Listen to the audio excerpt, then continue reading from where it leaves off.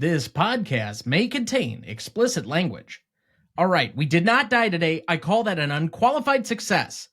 Inside Out is next.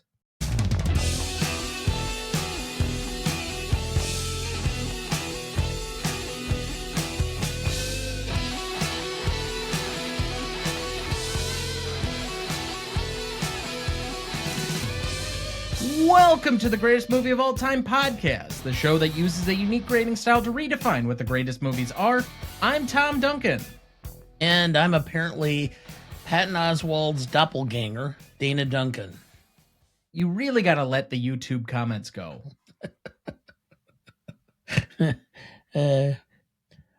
Says the person that when I walk into the room going, did you read the discourse? And then you mean the Discord? Discord, and then making a big deal of it before dinner. A big deal. I pointed it out to you. Then you came over and started razzing me a bit at the table. Oh, yes, I razzed you. And how did I do that? I mentioned, did you see the Discord? You asked no. Then it was, well, we got another YouTube comment. Then you discussed it the entire ride over. There was no discussion over dinner. There was no razzing. There was no additional mentions of this. I just pointed it out because it's been a running gag. I'm not sure why it bothers you so much. Okay, whatever. Again, there are much worse people and celebrities you could be compared to than a famous liberal comedian. True. So as you will notice this evening, Michael Willoughby is not with us. He unfortunately had some scheduling conflict that could not be avoided, so it is just the two of us. So for anyone who's gotten really used to us having a guest on the show, you will be sadly disappointed that it is just the OG hosts back in the studio. And we are here to discuss Inside Out, as I mentioned before. For our 266th episode, we get deep into our emotions with Inside Out for its 10th anniversary. This originally came out in 2015. It was written and directed by Pete Docter with Meg LaFauve and Josh Cooley. Cinematography by Patrick Lynn and Kim White. Music by Michael Giacchino. Starring Amy Poehler as Joy, Phyllis Smith as Sadness, Richard Kind as Bing Bong, Bill Hader as Fear, Louis Black as Anger, Mindy Kaling as Disgust, Caitlin Diaz as Riley, Diane Lane as Mom, Kyle MacLachlan as Dad, Paula Poundstone as Forgetter Paula, and Bobby Moynihan as Forgetter Bobby. So, Dad, I know that our relationship with this movie is that we both saw it in theaters when it originally came out. It apparently came out over the Father's Day weekend in 2015.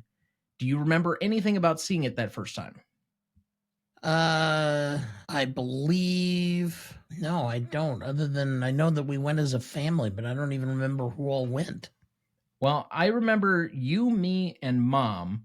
I don't know if anybody else went with us, but it's very possible both of my sisters would have been with us at that point. Sarah might have been overseas because... She very well could have been. So I don't know if Allison was home and went with us. So she was in, would have been Stevens Point, I think, at the time. As I mentioned, I only remember you, me, and Mom. Anybody beyond that, I have no recollection of.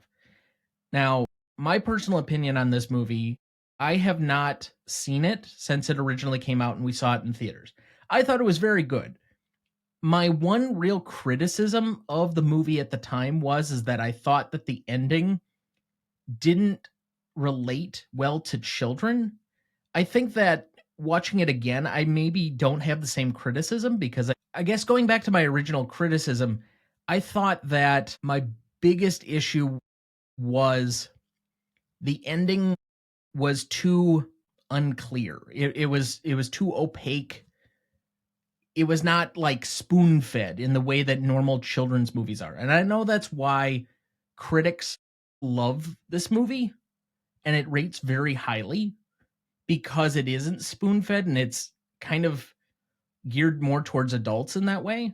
This movie is, you would say, it has an intended audience for children.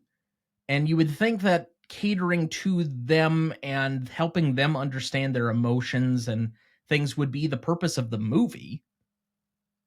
So I guess I was a little surprised at the time that they didn't have a more profound and explained ending than it is. I think you're selling children and their ability to understand and grasp things a little short. Well, to be I fair, think I have spent very little time around children in the last 20 some years. okay, I think they're able to pick up on it much more and they get the purpose. If you're going to say this is a children's film, it is, but it is not a younger children's film unless it's just Okay. for the animation. It's for Yeah, the older children, the 9, 10, 11, 12-year olds, and they're going to pick up on this because they're living this. The younger kids will enjoy it for the humor and the visual aspects of the film, the cinematography, the way the characters are presented, etc. But the older kids are going to get more out of it. And I think that's who this is ultimately designed for, is the pre-pubescent children. so probably like 8 to 12. Yes. And I think they're going to get more out of it. And that makes sense given who our protagonist is. That's basically what Riley is as a child, is right in that age range. You would think she's about 10, 11 years old, would be my guess. So that would make sense to a lot of this. But I think the film is obviously much more profound, much deeper than what you would normally see in a kids movie. I think we too often pigeonhole animated films into they are only for children, and for me this movie is much more universal as possibly an instructive tool, even though it's doing it through a creative medium and it's got cartoon characters and such, and everything is obviously dialed up. Like each of the emotions has an actor that will bring out the most expressive version of what that emotion is supposed to entail. And heightened reality is often played up towards children, but in a way, I still think that this was always designed much in the same way most Pixar films were, targeted towards children that have cute cartoon characters involved in them, and then have themes that can be accessible for adults. Anybody who says cartoons are limited to children does not understand the meaning or the purpose of cartoons. You can go back into the 1940s with Warner Brothers. If you watch the early Chuck Jones Bugs Bunny cartoons, The non-racist ones. yeah, they're not children's cartoons. These were designed for adults to chuckle at too. I mean, there's a reason why the funny papers or the funny pages in the newspapers were always popular, and why you had television shows in the 60s, such as the Flintstones and the Jetsons, which started having animated film or animated TV shows. And then going on, look at what we have now. We've had The Simpsons. What has it been on? 400 years or something like that?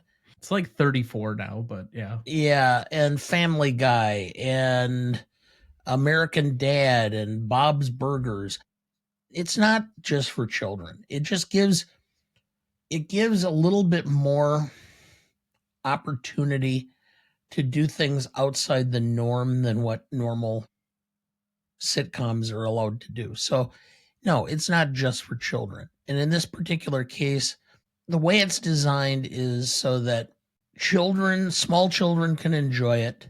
Prepubescent children can gather information and understand things better. Even children going through puberty will have a better opportunity to understand their own emotions and such.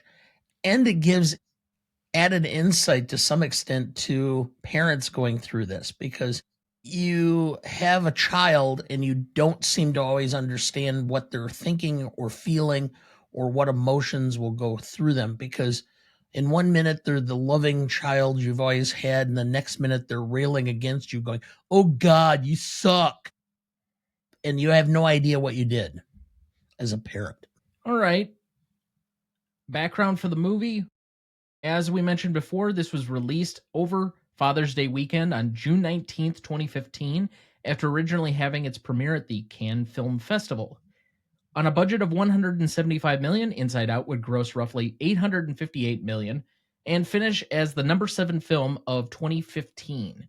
Now, as I have often questioned you, what is any of the 6 finishing ahead of it at the box office that year? Boy, I'm trying to think back. Most of them are either IP or sequels. 2015. That would have been in a sweet spot for Iron Man. Okay. Was that Iron Man 3? No. Oh. Iron Man 3, I think, came out in 2013. You would have an Avengers movie that is ahead of this. Okay. And that was Avengers Age of Ultron. That was number 4 on the year. Has to be a Harry Potter film. No. Harry Potter had already finished. At least the main series. I don't know when all of the Fantastic Beasts and such movies came out. Jason Bourne film? Nope. That was the year prior. And I don't think that did very well, to be quite honest. That was always a series that was like for action fans. It was not necessarily a high marketed series. You ready to give up yet? Wick? No, John Wick has never been like a huge box office draw. I think the highest grossing one was number 4. All right, I'll give up. I'll give up. Number 10 was The Martian for $630 million. Then you had The Hunger Games Mockingjay Part 2 that was $653 million. You had Mission Impossible Rogue Nation at $682 million. Then this movie was at $858 million. Number 6, Spectre at $880 million. Now we get to the billion-dollar grossers. So at $1.1 billion, Minions. Then we already mentioned Avengers Age of Ultron. You missed on Furious 7, which was the one that Paul Walker, that was his last movie, and it was obviously a huge deal that year. $1.5 billion. You missed Jurassic World, which was the Chris Pratt version as that came out. That was $1.67 billion. And then one of the highest grossing movies, I think it's still inside the top 5, maybe it's moved down a little bit more. It's at least inside the top 10. And I think the highest grossing domestic film of all time, that would be Star Wars Episode 7, The Force Awakens at $2 billion. That I saw. But the rest of those, I never bothered to go. Really? Because I remember watching Spectre with you. Oh, excuse me, other than Spectre. Yes. Yeah, you still haven't seen Rogue Nation, which I think is the best Mission Impossible film yet. I know, I got to go back. I think the only Mission Impossible I've watched from beginning to end was the first one when it came out. So of the top 10 this year, the ones I saw in theaters, I saw Force Awakens twice. I saw Age of Ultron in the theaters. I saw Spectre in theaters. I saw Inside Out. I saw Rogue Nation. And I saw The Martian in theaters that year.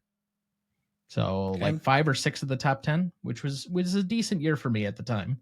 This was like 2 years after I got out of undergrad. Yeah.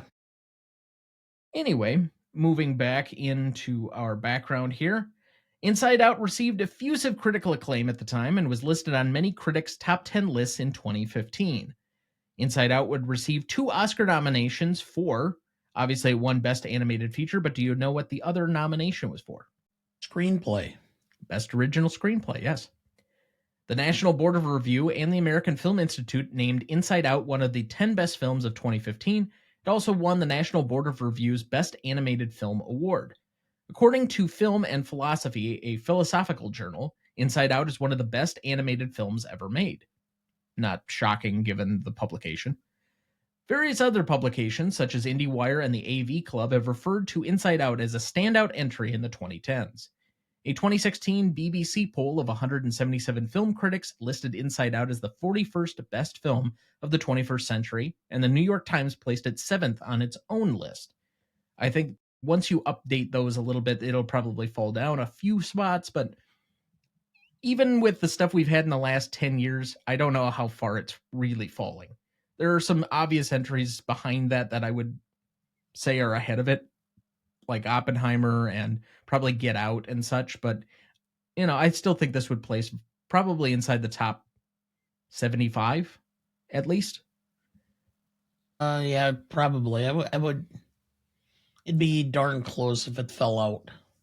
Yeah. The film screenplay was listed number 29 on the Writers Guild of America's 101 Greatest Screenplays of the 21st Century so far in 2021. Inside Out also had a sequel that released in 2024 that was the highest grossing film of last year. Inside Out currently holds a 98% among critics on Rotten Tomatoes, a 94 score on Metacritic, and a 3.8 out of 5 on Letterboxd. So, Dad, what do you think the film is about? It is about understanding the inner emotional turmoil that exists within humans, that constantly various emotions rage against each other, and understanding what your reasoning is and what your basis of your emotions are, why you react to certain things a certain way. It's supposed to help you understand yourself better. It's a movie about self reflection. Simply put, this movie is about the ways in which emotions govern our lives, both good and bad.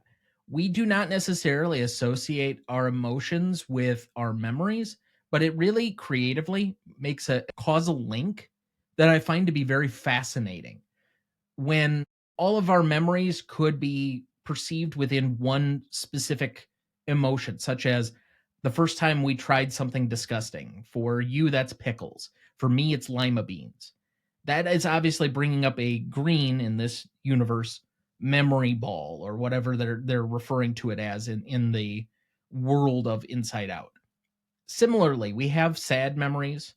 I'm sure when your parents passed away, I'm sure when you were younger and had a breakup or something, those things are obviously weighing heavily and have some influence on those. But I do think that the way that this movie intertwines complex emotions, that they can all be intertwined, that sadness and joy can also be put together, that you can have joy and disgust at the same time, you can have anger and fear at the same time, and how it interweaves that we do not have to separate out. You do not necessarily have one emotion, but you have many of them all running together and running the switchboard of your life. I think to me that's what the movie is profound about. Well, and in part, what people don't seem to understand is we have an ability many times to remember the best aspects of a memory and not remember the poor or bad parts of it. And I'll use an example. When your mother and I were first married and you were just born, we used to go after the Packer games and go on long walks through the cemetery near our house that we lived in. And that's some of my fondest memories. It was just quiet. It was her and I and you and your little bassinet or your stroller, and we would just walk in the cool fall. I remember that as being a very quiet, nice, wonderful time of togetherness as a family. But the reason we were doing it is because, quite frankly, starting out we were dirt poor. We didn't have any money to do anything else. So walking around the outside was like a high point. And I tend to not to remember the reasons why that we had to do it. You remember instead the value of the memory that was established. So, Dad, as we've been asking for a good portion of this season, do you like this movie? I love this movie. I forgot how much I loved this movie when I saw it. It's a real tear jerker. I don't think you can be a parent and have watched your children grow up without choking up watching this film. Yeah, I think I changed my letterbox rating. I was at a 4.5. I moved it to a full 5. I'm not sure what past me was necessarily thinking at the time, other than that one caveat of the ending to it. But I think this is a fantastic film. I think this is worthwhile to be watched at almost any age, and that you can find humor, you can find good spirits, you can find profoundness, you can find sadness, you can find nostalgia, a whole bunch of complex emotions in the heart of the film because it's got so many universal themes that appeal to anybody who's basically struggled through life. We all have emotions, and I think that's the universality of this movie. There's just nothing about this film that's problematic to me. I think they hit a home run. So, do you have a plot summary ready for us? Yes, Inside Out takes place largely inside the mind of 11-year-old Riley as she navigates a difficult move from Minnesota to San Francisco.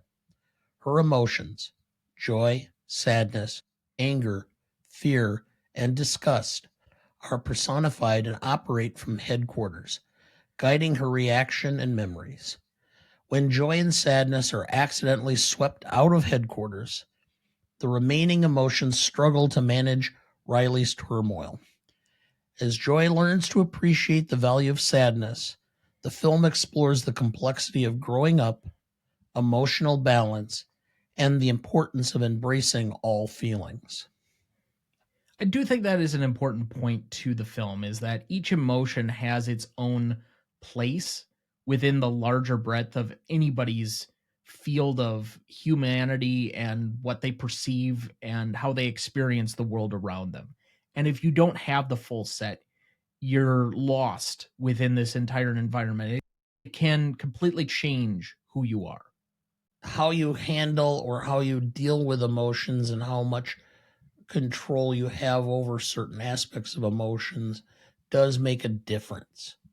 But again, it's just understanding that you're going to have all of these feelings on a daily basis and how those feelings motivate your behavior. That kind of understanding is important for any person to have if they're going to have a well developed, happy, healthy life.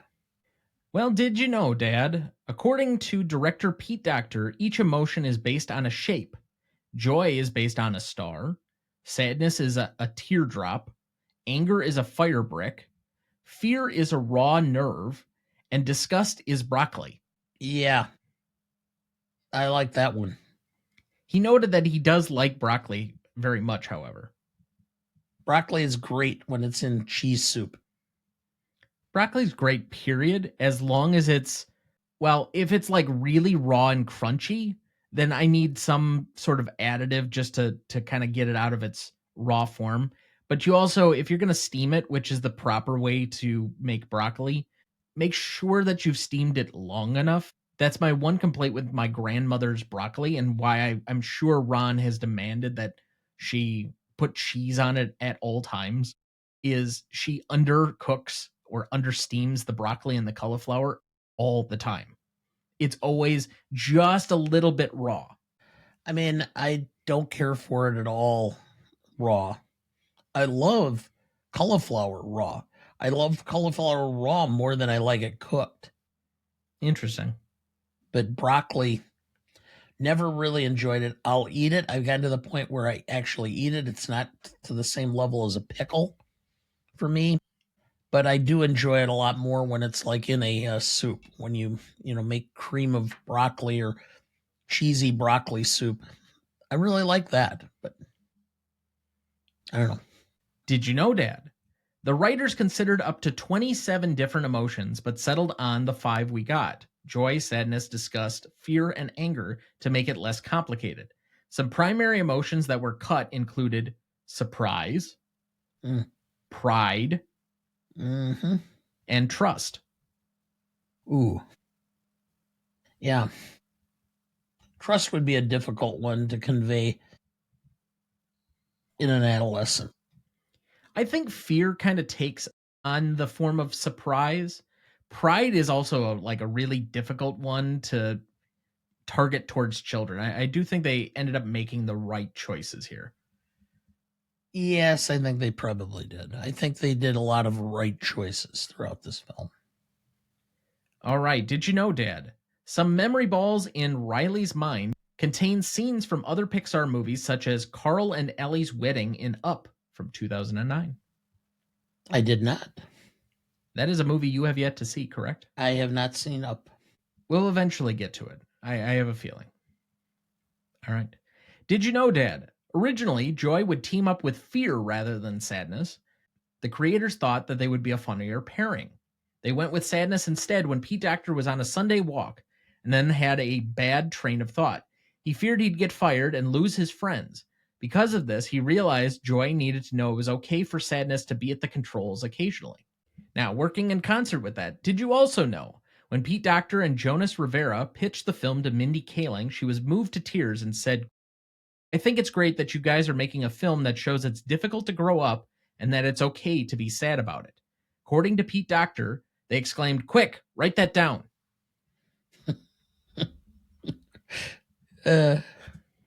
Yeah. And finally, did you know, Dad, in Riley's classroom, number A113, a map at the back of the room has pins plotted at different places worldwide. They refer to all of where the Pixar movies are set. I did not see that or know that. Wow. I think it's an interesting Easter egg because there are some movies like The Incredibles. You would think it takes place in New York, but I don't think it ever specifically says it happens in New York. I know Cars, you get an idea of where that takes place because the original movie is he's traveling down Route 66. So that is somewhat grounded in a reality of sorts. But I don't know if we know where Andy's room is in Toy Story either. And for our listeners, anybody know where Route 66 starts? Do you know where Route 66 starts? It starts at the steps of the Chicago Art Museum. Yep, on Michigan Avenue in Chicago. Yes. So that's where it starts, and then it travels down. It follows a lot of the same parts of the interstate, and it goes down through Illinois, or through across Illinois into Missouri, into Oklahoma, Texas Panhandle, across into New Mexico, Arizona, and I think it ends up in Los Angeles. I believe you're right. Yes. Which is why this famous song Route 66 by Bobby Troop is a big deal, because it ends up being in Los Angeles. So, well, that looks like a good spot for our first break. We'll be right back. We're all getting fed up of endlessly scrolling for our next movie fix. So to get passionate about films again, join three movie mates on the Never Ending Watchlist movie podcast, where we take you on a movie journey as we seek to build the ultimate movie watchlist. Seen all of those films are absolute bangers. Yeah, absolute bangers. Bangers. I applaud you again, sir. We deep dive specific movies to find out facts, theories, and funny takes, and ultimately decide whether a movie is worthy of being on the watchlist. I can't recommend this film. Oh! We'll debate top fives, rank directors' movies, and interview film fans just like you. And she is an incredibly complex villain. She's fierce, she's immovable. So whether you're a casual movie fan or hardened cinephile, we've got plenty for you to enjoy. I got outvoted by the guy who chose the movie for this episode. Join me, Damon Carter, Alex Hall, and Cam Young on the Never Ending Watchlist movie podcast every week on Podcast Everywhere. It's easier to find Cameron on Facebook than it is to find a plot in existence. Right, anyway, for now, it's farewell to Alex. Before we jump back into the episode, next week for our 267th episode, we welcome back our most frequent guest, Christine Duncan, to discuss another Billy Wilder classic and Best Picture winner with The Apartment from 1960, celebrating its 65th anniversary. Written and directed by Billy Wilder with I.A.L. Diamond, cinematography by Joseph Lachelle, music by Adolph Deutsch, starring Jack Lemmon, Shirley MacLaine, Fred McMurray, Ray Walston, and Edie Adams. You won't want to miss that one, so watch ahead of the show by searching the Real Good app to find where it's streaming for you. That's ReelGood. All right, Dad, we left off at Best Performance. Who did you have down? it's hands down for me, Peter Docter, both writer and director. And shout out to Meg LaFleur and Josh Cooley as co-writers. So a couple of nomen infractus pieces there. First, it's Pete, not Peter, and it's Meg LaFauve, not LaFleur. But yes. LaFauve? Yeah. Now, Pete Docter is credited as being not only one of the co-creators of the story and then an official writer on the script. I think the other two were brought in to help with some of the dialogue. And I think for the most part, this was like his brainchild, pun intended, I suppose. But yes, I would agree. It's Pete Docter, hands down. The creativity throughout this entire movie, the tone it sets, the emotional... I'm trying to think. It's kind of like... a really great symphony.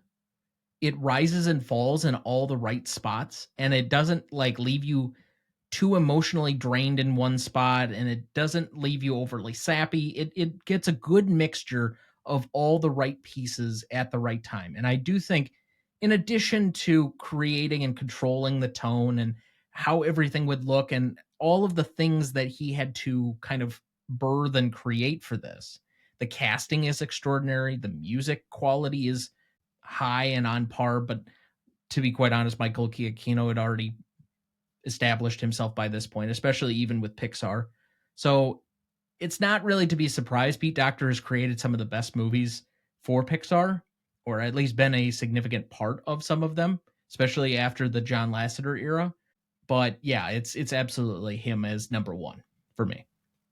It kind of reminds me a little bit, was you're talking about symphonies, the scene from Amadeus where, and I can't remember the character's name, but it's F. Murray Abraham Salieri plays his piece, and then Mozart goes, well, it's good. And then he adds to it and changes it, makes it even better. And he goes, my God, he did make it better. And that I see all the time throughout this, which is, this could have been a very average production by anybody else. I think he took it to a higher level than anybody else did or could have. Best secondary performance for you? I have Amy Poehler. Wow, 2 for 2. I do too. I think she carries a wide range on here.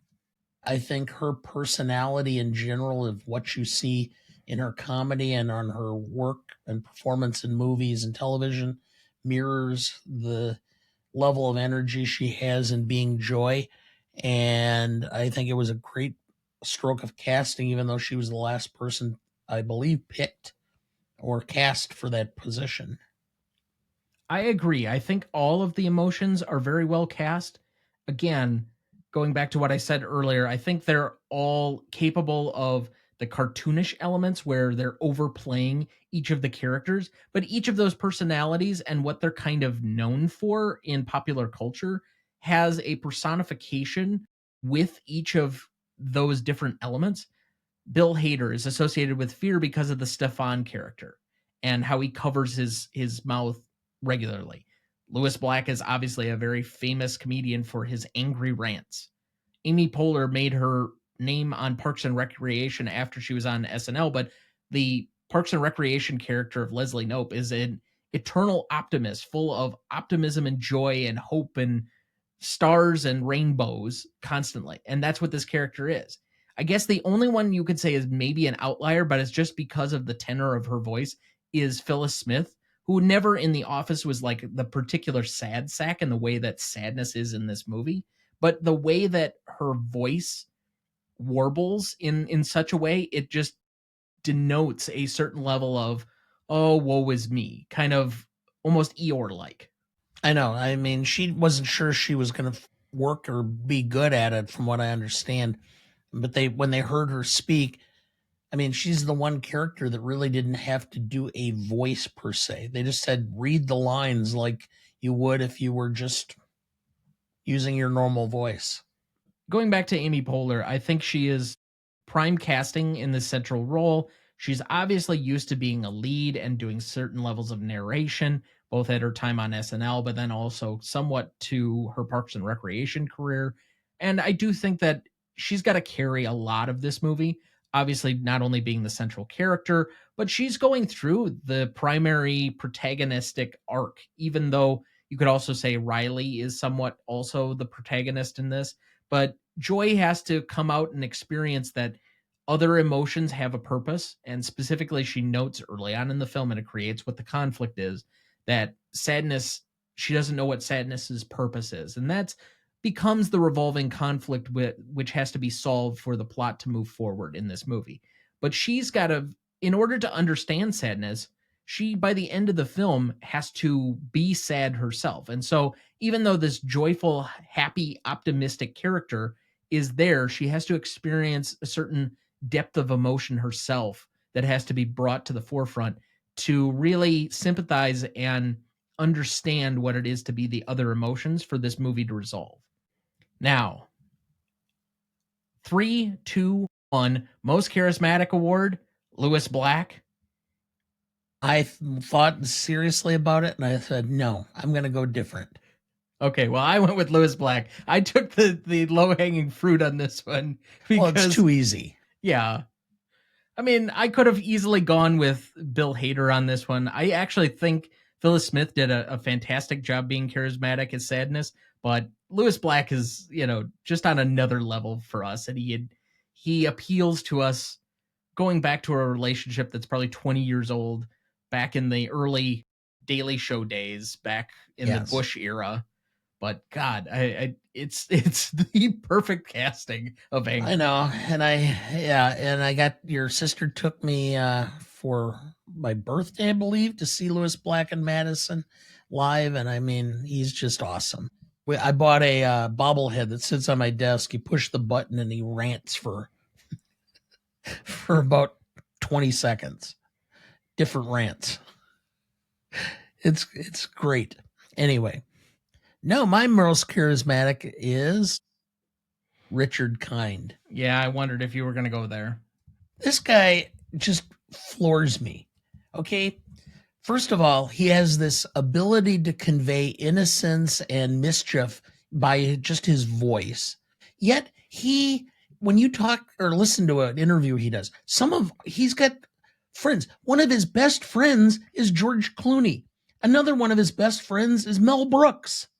He also hangs around with Nick Kroll. He goes out to dinner with, he's like everywhere in Hollywood and New York. He knows everybody. He's been on Broadway. He's been on TV. He considers Michael J. Fox one of his close friends from when they did the TV show where they were in the mayor's office. And I can't remember the name of the show off the top of my head.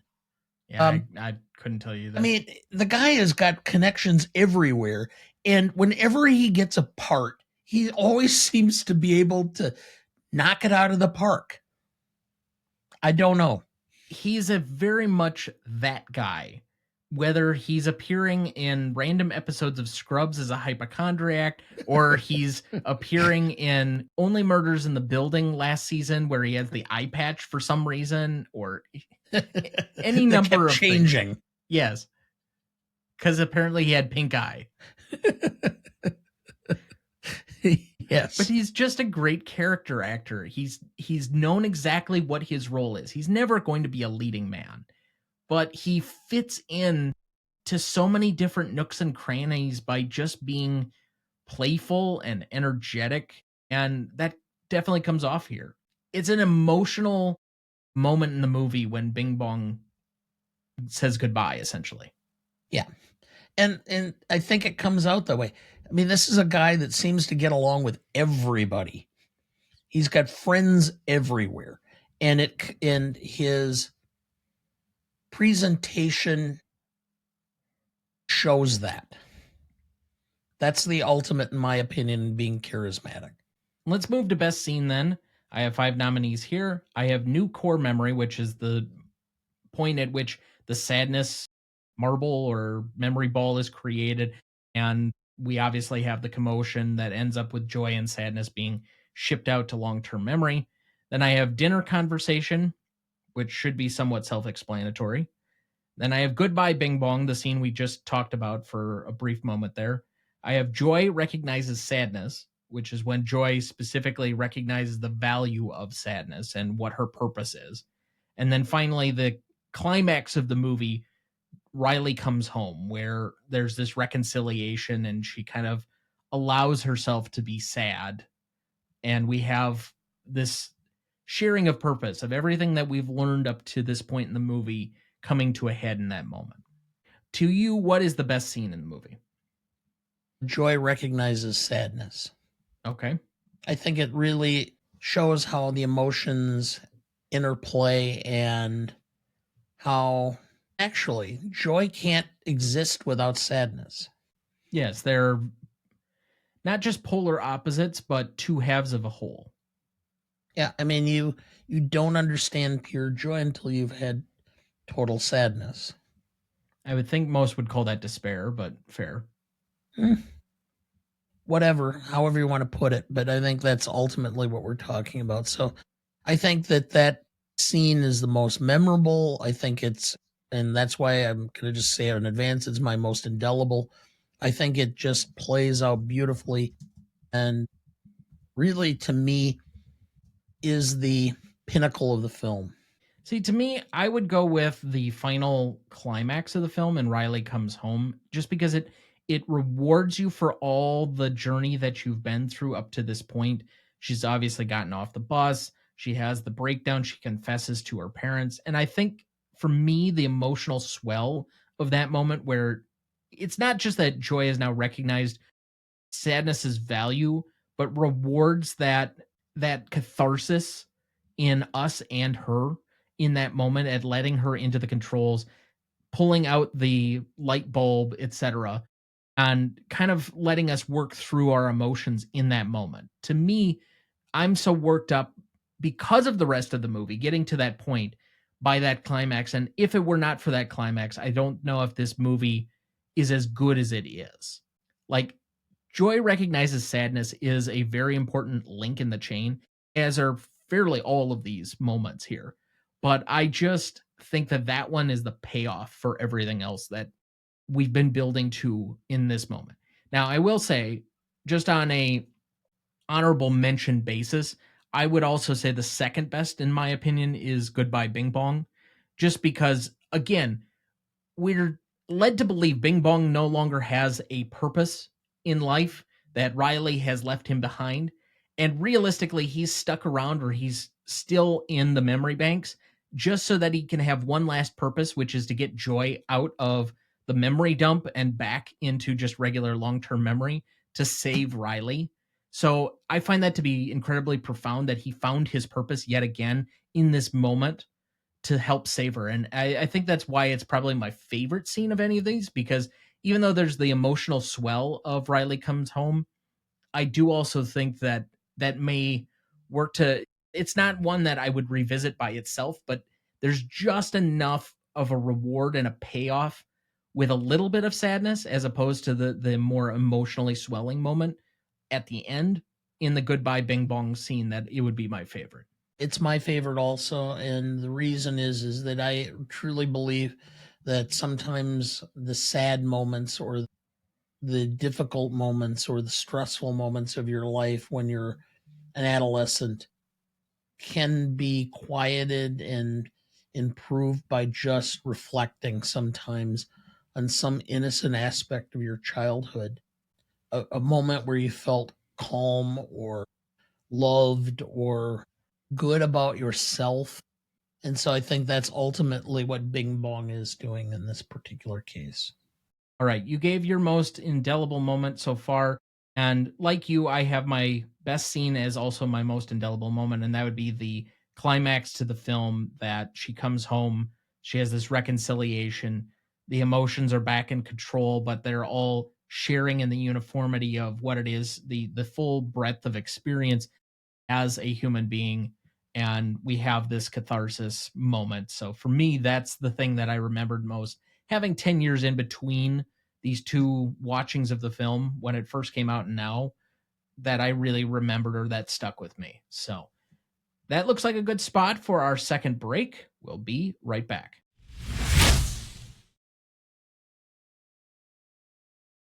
Before we jump back into the episode, and before we get to the Stanley Rubric in a minute, if you're ever curious about our Master Greatest Movies of All Time list that has every graded movie we've ever discussed on the show, there's a link in the episode description of every episode of this show, or you can go to RonnieDuncanStudios.com and find it as the top entry on the Greatest Movie of All Time podcast show page. That has the grades we've done so far for all 240 movies we've graded, and we continue to add more each week. Make sure to check that out as we go and follow along. Dad, do we have anyone to remember this week? We have a rather long list.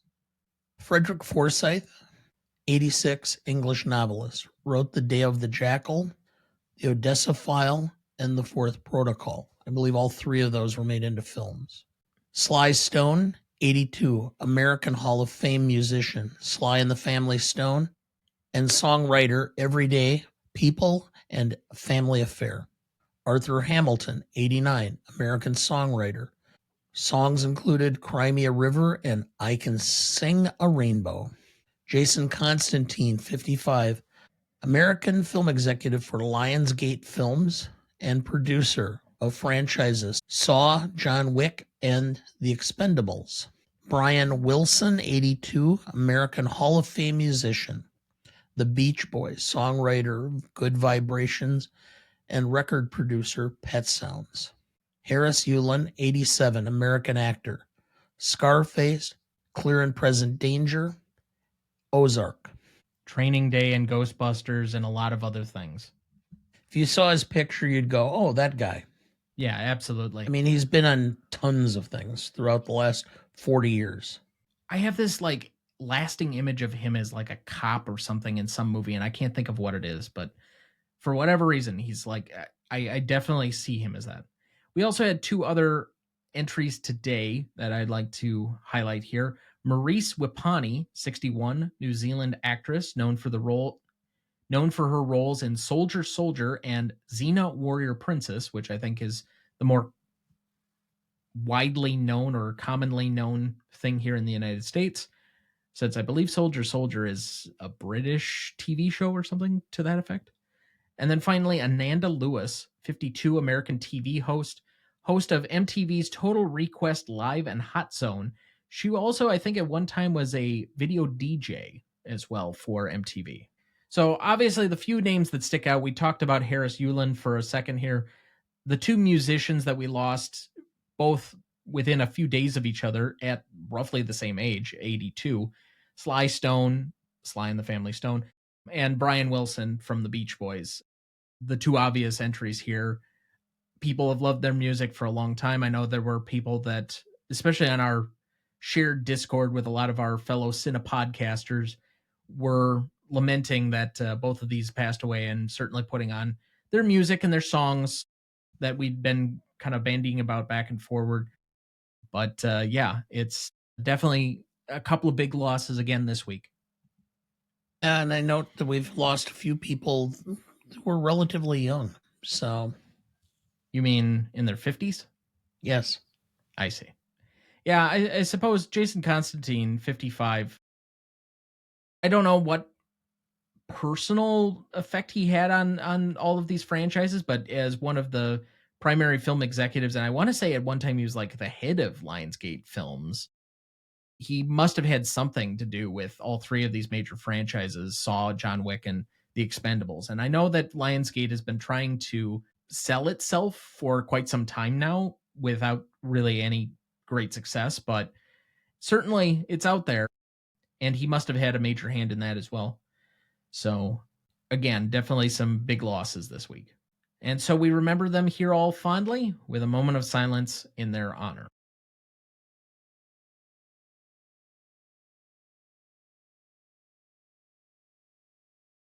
Thank you. All right, let's move to best funniest lines. I will start with sadness. Crying helps me slow down and obsess over the weight of life's problems. Joy. Oh no, these facts and opinions look so similar. Bing bong. Don't worry about it. Happens all the time. Anger. Congratulations, San Francisco. You ruined pizza. First the Hawaiians and now you. And you already did this in the beginning of the show, but all right. Or fear. All right. We did not die today. I call that an unqualified success. Anger. We should lock the door and scream that curse word we know. It's a good one. I didn't have anything else. I have two small ones here. Yeah. Disgust, which is directly leading into the next film, let's say. What's puberty? Yeah. And then sadness. Remember the funny movie where the dog died? All right. So let's move to the Stanley rubric then. Legacy is up first. This is a measure of the legacy of the film roughly 5 years after it came out. So 2020 to today. What is the legacy of this film as shared between the industry and the audience at large? 5 and 5 points each for a total of 10. Would you like to go first or second? I'll go second. I have this at a 4.5 and a 4.5. I think the industry recognizes its place, but doesn't give it full credit. Given that it was the top finisher last year, but it was also a sequel, it's definitely IP that people relate to, but is it the top rated Pixar movie that kids in this current era are really singing the praises of, or that they like are lining up to go see? You could say that. I don't think it's quite to the level of a 5 though. Like, even as the top finishing movie last year in Inside Out 2 and the overwhelming support that that movie got, I just am not quite ready to give it a 5. But on the industry side, I'm also not ready to give it quite a 5 on that either. So I have it at a 4.5 and a 4.5 for a 9. I think that recency bias somewhat comes into this because it's only 10 years old. And I'll talk about that more later, but I'm close. I have 4.5 for the industry because I think it did lead to the sequel. There was at least one other, I think, direct-to-video release in there about one of the sub-characters. I mean, it's more like direct-to-streaming in this era, but sure. Yeah. Public. I'm at a 4. And the only reason I'm saying that is because if you walked up to somebody just out of the blue and say, name 3 Pixar films, you're going to get Toy Story or Toy Story 2. You're going to get Cars. You're going to get Up. I don't think this is going to be in that 3 very often. Boy, I don't know.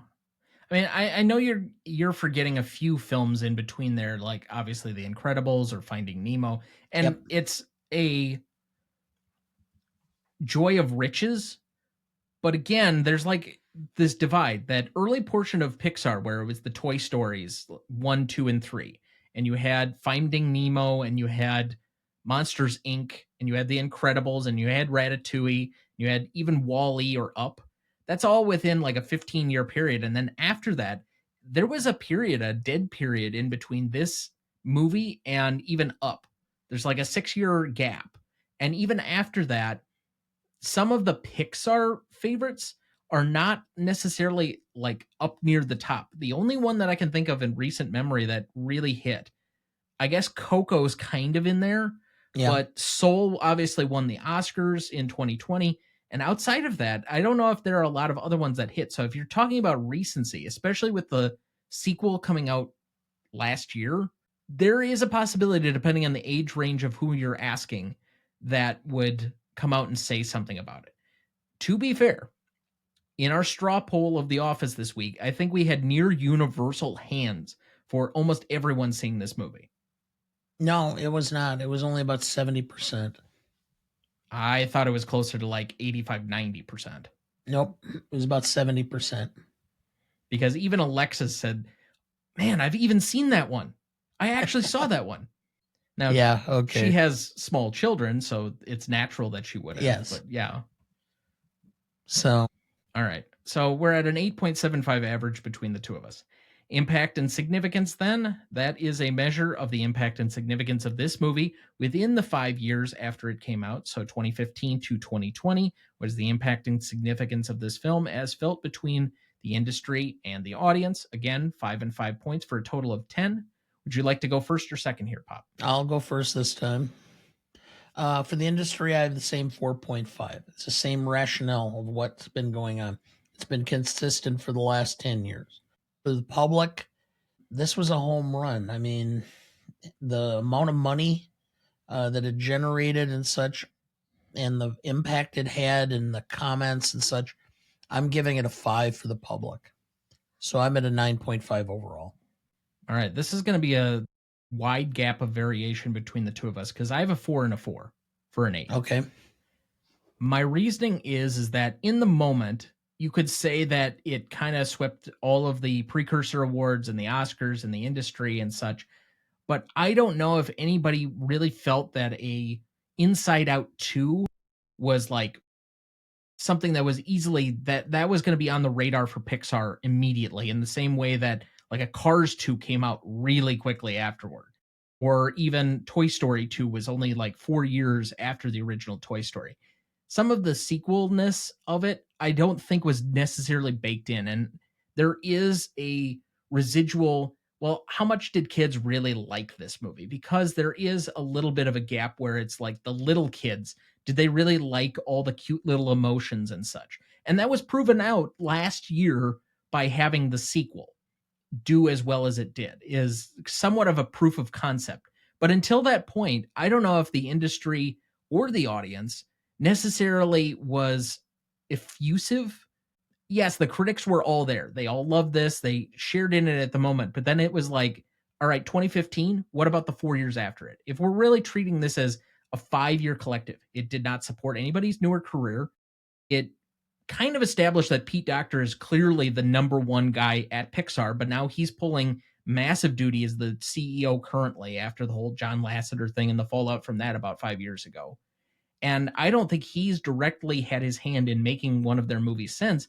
And there's really, I mentioned the 2 other films that were extremely, if you could say, popular that have come out from Pixar since that point, save for Inside Out 2 this last year, was Soul and Coco. But it's not like they were hitting home runs on every one like they had been at that point. So I just have a little bit more of a removed, is this something that was like really huge, or was this something that was, it was big, but it wasn't quite that big? And that's why I have 4 and 4 for my 8. Now, that would also place it at an 8.75 average between the two of us as the last category. And given the recency of this movie, 10 years, I really don't think that that's that unusual to basically have the legacy and the impact be the same in this short time frame. Yeah. But let's move to novelty. This is a measure of anything original about the movie at all, and then how well they execute on the movie as a whole. So that's 5 and 5 points as well for a total of 10. I will just say I have 5 and 5 for both of these. I think this is highly novel and creative. I think it's very original with all the concepts that they birthed out. Like, all of it makes sense. It's like, why didn't I think of that? It's so simple, but it creatively is so satisfying to me. And then I think on an execution level, this is operating at possibly the best that Pixar has probably ever produced in a single movie. If you're asking start to finish, like, it's, for me, WALL-E, this, and probably Toy Story 3 are the conversation for what's the best Pixar movie. So I'm at a 10. I'll concur. The way I would describe this as far as novelty and execution, I would say the following, which is Looney Tunes meets Freud. Okay. I don't disagree with that description, I suppose. Where else would there be anything close to this? I mean, all right. And so as far as execution itself, I mean, it struck every note perfectly, so I'm at a 10. All right. As far as classicness, which will be our next category here, classicness is just really a measure how well is the film aged or not. In the 10 years that we've had, I think it's aged beautifully. I think it's very profound on a lot of universal themes. It's somewhat ahead of its time on talking about your emotions, being a teaching tool for kids. I think that it could very well, in a near future, once it hits about 25 years, be a 10. The only thing it's missing is the benefit of time, so I have a 9. I'm at an 8.5 for the same reason. And it's the only thing I can say that there's a lack of classicness is because the group that it's speaking to starts to age very quickly. So it doesn't speak the same to each group as it goes through. So it loses a little bit of its timelessness because it speaks differently to different age groups, if that makes any sense exactly. So I'm giving it a half point down for that because just by its general nature, it's not going to speak the same to every group. Each group, as it watches the film, each age is going to get a new experience from it, and it's going to mean something different to a different group, and probably less to somebody in their high school, college years than it's going to mean to a parent or to an adolescent. So I'm at an 8.5. So that would, again, bring us to an 8.75 average between the two of us. Rewatchability, take whatever subjective test you want to insert here. Do you want to go first or second? I'll go second. If I were to create an objective measure for this, again, This is another relatively short Pixar movie. I want to say it's only like 90-ish minutes. It might be like 92 to 96, somewhere in that range. So it's not terribly long. It holds your attention for the most part. It's got lovable characters, really good casting. I think the writing is excellent in this. I think that it doesn't have any real dull moments. It doesn't have any real detractions for me per se. It's a very easy watch, and it can be enjoyed by pretty much all ages. So for me, I'm going to go with a 9 here. For me, this is not going to be something that I'm going to go to on a regular basis. There's going to have to be a reason or purpose for me to go to it. It's going to have to be me showing it to somebody who's younger or somebody who's going through parenting issues or something. Every once in a while, I may put it on for something entertaining and enjoy. So I can't go any higher than an 8. All right. So we did finally break our 8.75 streak for an 8.5. However, for audience score, we had an 86% for Google users and an 89% for Rotten Tomato users, giving us, you guessed it, an 8.75. Yes. All right, so to recap the categories, we had an 8.75 for Legacy. We had an 8.75 for Impact and Significance. We had a 10 for Novelty, an 8.75 for Classicness, an 8.5 for Rewatchability, and an 8.75 for Audience Score, giving us a final total of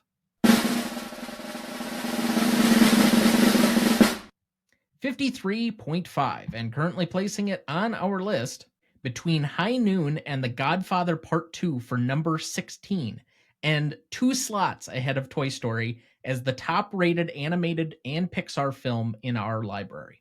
So there you go. Well done.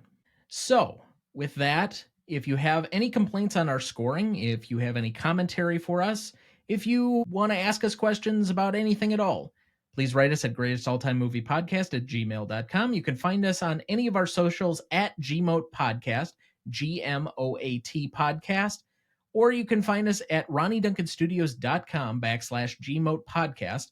And all of those tags and websites and everything else are in the show notes for you to find there. All right, let's move to remaining questions. I only have one. What is Mr. Anderson's job? He's moving from Minnesota to San Francisco. The obvious thing, because he's talking about an investor, is that he's in some sort of tech startup, would be my guess. Yes, he's starting a computer animated film company. Mr. Anderson is Pete Docter. Well, it's Kyle MacLachlan, and Pete Docter voices some other character in the I understand, but he wrote that character to be basically him. Yeah, I could see it. But otherwise, I don't have any other remaining questions. Did you? No, not really. I think this movie does a great job of closing the loop. Yeah. Even though it sets up the second movie and you can see the natural progression from Inside Out 1 to Inside Out 2, especially, I really should let you sit down and watch Inside Out 2. I thought it was very good. I think it's pretty close to equal to the original movie, but I'll let you decide for yourself. But the natural progression going from, you're in your pre-teens to your actual teens, the puberty years, and all the other emotions that are added in. Not to mention all the emotions that are added to you by others. Yeah, well, parents aside. Wasn't talking parents. Okay. Anyway, well, then let's move to remaining thoughts for the week. I don't have a whole lot other than I haven't done anything new other than you started watching The Pit and I started watching some of it, and it is really good. It is really compelling. I've not seen every episode or all of the episodes. I've seen parts of several and some complete. And I'm really looking forward to at some point here shortly going back and starting from episode 1 again.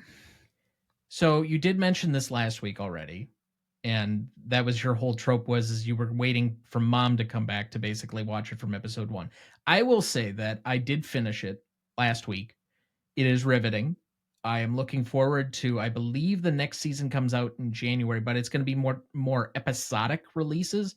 So I caught it after everything had been released so I could binge all 15, I think, episodes all at the same time, but I'd have to watch it more episodically, like normal release television, which I'm okay with doing because it's a very, very good show.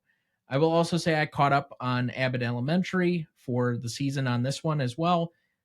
Just another good, wholesome show that is light, available TV watching, and the characters I think have rounded into exactly who you need to be by the end of, I think it's either the third or fourth season by this point. It's just a fun show.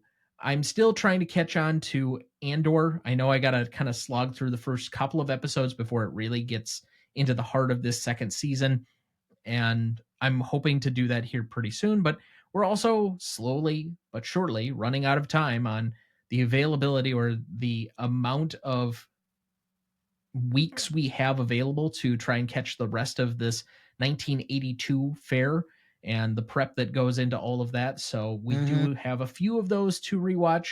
We have some busy times. It's going to be a busy summer. We did also catch 2 more Bond films this last weekend, so we will continue trying to plug along. I think we are now past the halfway point of trying to watch these through chronologically. And so we have like 11 more films, I think, left to go before we get to the final James Bond film. The one that you and I have not watched since we watched it in theaters.